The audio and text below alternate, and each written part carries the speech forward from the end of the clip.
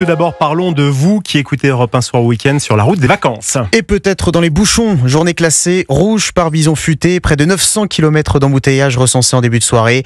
Demain, drapeau rouge également dans le sens des départs. Quoi qu'il en soit, si vous êtes au volant, faites attention aux anges de la route. Ces patrouilleurs qui viennent en aide aux automobilistes accidentés ou en panne. Les mesures de sécurité les concernant sont encore trop peu respectées. Stéphane Place. Accrochage 541, là je remonte le bouchon sens là. Au volant de son fourgon jaune vif, Jordan se ferait un passage dans le trafic très dense de l'A10 pour aller baliser, neutraliser une voie lorsqu'un accident se produit, aider les automobilistes en panne.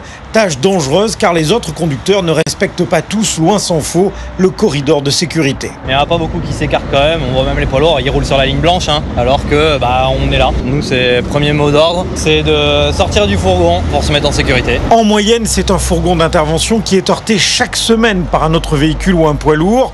Sabine Granger, la directrice générale de Vinci Autoroute. 2024, c'est effectivement 143 accidents, 10 accidents corporels et 13 blessés et 2 victimes dans nos agents. 2 patrouilleurs, grosso modo 3 heures sur 5 sont dues en fait à soit de la somnolence, soit de l'inattention. Se décaler d'une voie lorsque l'on approche d'un patrouilleur en intervention, une obligation prévue par le code de la route, insiste le major Frédéric Clémencé de l'escadron départemental de sécurité routière de la gendarmerie. Il s'agit d'une contravention de 135 € minorée à 90 €, avec un retrait de points sur le permis de conduire. 3 points. Pour marquer les esprits et inciter les automobilistes à la vigilance, 28 fourgons accidentés sont exposés actuellement à la vue de tous au péage de Virsac. Virsac, Stéphane Place, Europe 1.